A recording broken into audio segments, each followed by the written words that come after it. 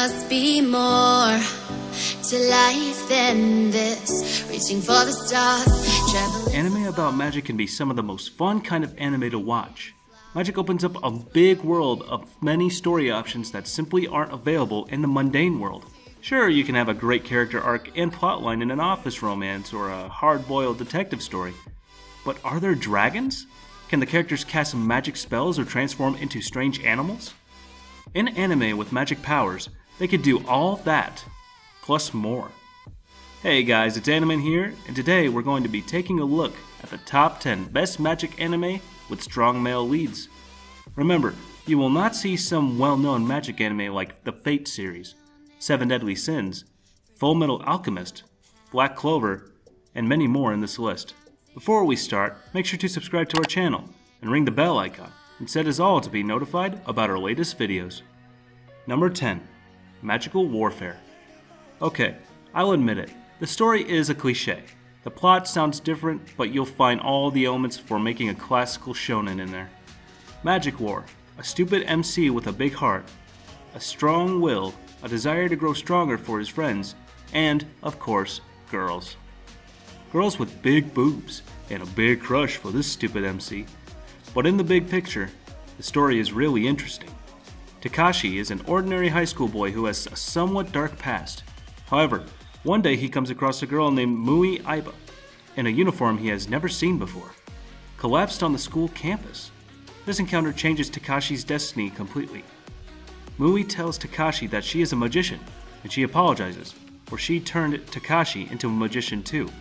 What Takashi once knew as one world is actually two. The world where magicians live and the world where humans live. Overall, Mahou Sensou was the complete definition of disaster. Starting the anime, I was completely hooked and found it very interesting, but the last half is what destroyed it. For an example, in this anime, it looks like there is a lot of mysteries, factions fighting for power, a love triangle, a new magic war is coming, the big bad boy is finally back with his badass magic of the doom, a strong rivalry between two brothers lead them to fight, and cliffhanger. Yep, that's exactly how this anime ended.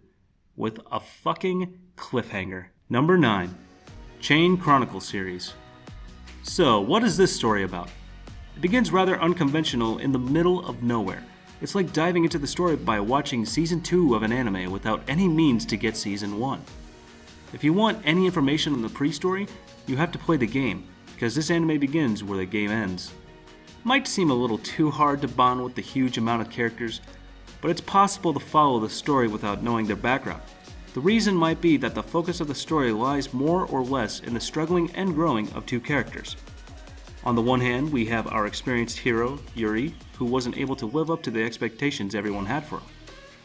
Having lost against the Dark King despite all of his efforts, left him hopeless.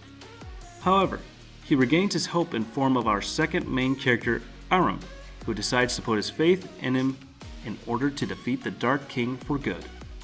And so, the story unfolds where both have to prove whether the trials fate has set for them will break them or make them stronger. This anime is for someone who loves fantasy, and I mean bleeds fantasy. Now that said, it's definitely not perfect. Their story jumps around quite a bit. Basically, they are provided no backstory for any of them at all. Maybe this anime isn't the best out there, and it has many flaws like the substance of the story. But whoever enjoys awesome battles and incredible soundtracks, and even those who don't, should give this a chance.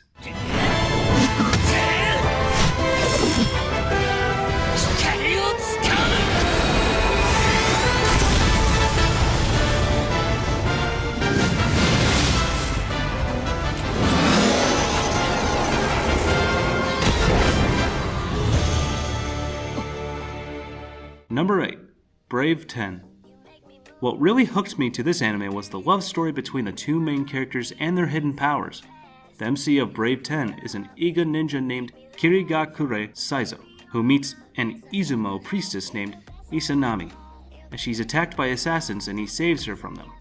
Izanami is on a short journey to go see Sanada. Who is Sanada? Sanada is a powerful warlord in the Sengeku area, and Izanami is going to see him because her shrine was destroyed, and everyone was killed except herself. She was told by the head priest, before he was killed, to seek out Sanada for help. Meanwhile, Sanada has been gathering 10 warriors known as the Brave 10, who have the power to change history. As they gather one by one, Izanami's own mysterious power awakens. Because the anime was only 12 episodes long, the anime goes by pretty quickly, but I thoroughly enjoyed the story to Brave 10. I thought that it was quite unique and I never got bored while watching the episodes. I really recommend watching this series. I like the characters and the story of the series. The story mainly focuses on the main characters, but there are a fair number of secondary ones that are developed nicely. The pace is good, and the conflict seems realistic. Number 7. Tales of Zestiria series. The story is about a boy who lives in a magical world and he becomes the chosen one to defeat evil. Because, yeah, that's totally original.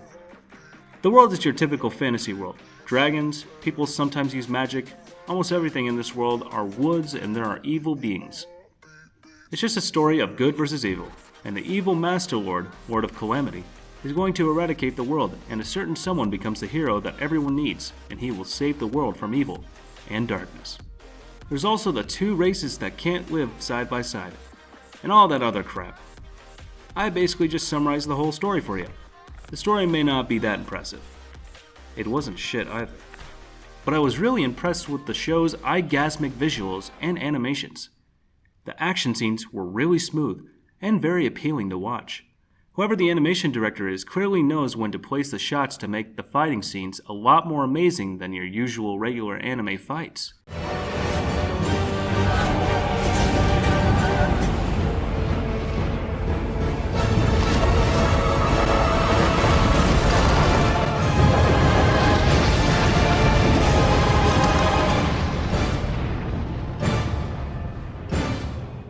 Number 6. Full-Time Magister. The aloof high schooler Mo Fan has found himself in a universe similar, yet distinctly different, from his own mundane one. It's a place where magic has replaced the essence of science. Here, the most capable students are taught to master the wonders of spellworking, to fend off large devastating beasts that lurk in the forests surrounding the city. Like his previous life, Mo Fan remains the son of a poor laborer and the older stepbrother to a crippled sister. Despite these disadvantages, he dreams of attending a magic school to become a magician, a highly respected and lucrative trade, in order to repay his father for his hard work. Mo Fan is accepted into a renowned magic institution. However, rumors spread about his poverty and lack of magical abilities, labeling him as the laughingstock of the school. Nonetheless, Mo Fan manages to harness not only the powerful fire element, but also the rare lightning element. Now armed with dual abilities, well, this show is a hidden gem cropping out from the Chinese market, and I can't urge strongly enough. Number 5. Tokyo Ravens. Hadara was born into a family of Onmyoji, known for their mastery of the cult. Unfortunately, he didn't inherit their magical abilities, so he was doomed to live a normal life. At least, that is, until a girl from his past changes his future. As I started watching this anime, I had a feeling that the main character, Harutora, was going to be one of those boring mains to watch in the long run, but as I kept following the story, it became more and more interesting to follow this boring main and his friends. Taking on enemy after enemy, trying to become powerful shamans, was only a fraction of what the story was really focusing on. I would recommend watching this series if you like action, magic, and a little bit of romance and comedy in the series. I wouldn't call it a great series by any means, but it certainly is better than the vast majority of garbage out there. Number 4. Tales of Vesperia, The First Strike. First of all, this is a movie, and it's a great one. It's also taken from a game. The story was simple, but very effective. The story takes place a few years prior to the game, and follows 2 of its main characters, Yuri and Flynn. During their early careers as Knights of the Empire, a new type of energy named air was discovered. When crystallized, this substance became the energy source for Blastia, an ancient civilization's technology that provided a wide array of essential abilities for humanity. Despite its manipulation, mankind still has little knowledge of what exactly is air. On a mission to eradicate a horde of monsters near the town of Shizonania, a group of knights came across a strange surge of air. Yuri Lowell and Flynn Skyfo are 2 new members fresh out of the academy of this knight division. Both are childhood friends who went separate ways, but ended up meeting each other once again while enlisting to serve the Empire. Overall, the show is well put together, with some nicely detailed backgrounds and atmospheric settings thrown into the mix. Trust me, you will love it. Number 3. The Legend of the Legendary Heroes. Alpha Stigma are known to be eyes that can analyze all types of magic. However, they are more infamously known as cursed eyes that can only bring destruction and death to others. Reiner Lute, a talented mage and also an Alpha Stigma bearer, was once a student of the Roland Empire's Magician Academy, an elite school dedicated to training magicians for military purposes. However, after many of his classmates died in the war, he made an oath to make the nation a more orderly and peaceful place, with fellow survivor and best friend, Sion Astal. Now that Sion is the king of Roland, he orders Reiner to search for useful relics that will aid the nation. Together with Ferris Eris, a beautiful and highly skilled swordswoman, Reiner goes on a journey to search for relics of legendary heroes from the past, and also uncover the secrets behind the cursed eyes. The Legend of the Legendary Heroes remains an excellent fantasy anime series. The story is very well done, the characters are thoroughly interesting, and adopt shades of gray instead of black and white, and every episode is as enjoyable as the previous one. Number 2. Blast of Tempest. Hakaze, princess of the Kurusibe mage clan, has been betrayed and marooned on an island by her own people. They seek to revive the Tree of Exodus, an incomprehensibly powerful entity of alien origin, to save the world from the tyranny of its antithesis, the Tree of Genesis that powers their magic. Hakaze, however, believes their efforts put humanity in jeopardy, and with her power limited, she can only reach out to the world to beg for her aid. Her call reaches Mahiro Fuwa, a young man grieving the mysterious death of his sister, Aika.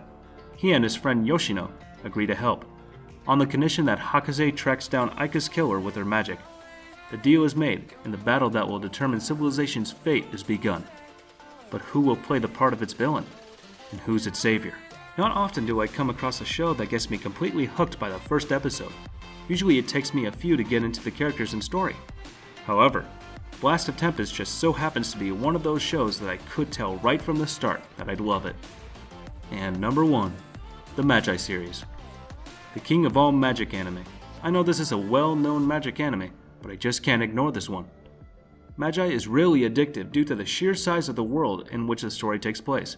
There is an intense level of lore that Magi boasts, and it is great in tandem with the awesome individual storylines, which drive individual characters, as well as the obvious inspiration from stories from 1001 Nights, a collection of Middle Eastern folktales known best for their Aladdin story, and the voyages of Sinbad the Sailor, who coincidentally is a powerful leader and conqueror of several dungeons. The magic in Magi is dazzling and creates an awesome fight scenes and abilities which greatly reflect the personalities of their users. I really hope they make more. This anime series is truly something that I would recommend anyone to watch. The fan service is mainly based on comedy, so for those who don't really like fan service in anime, I really do recommend this anime. Great story, wonderful character designs, amazing fighting scenes, some hilarious moments. This anime has got everything in one. 鎖も綺麗になったね。鎖っていうより踊り子の人たちの飾りに似てるな。モールさん早く見せて。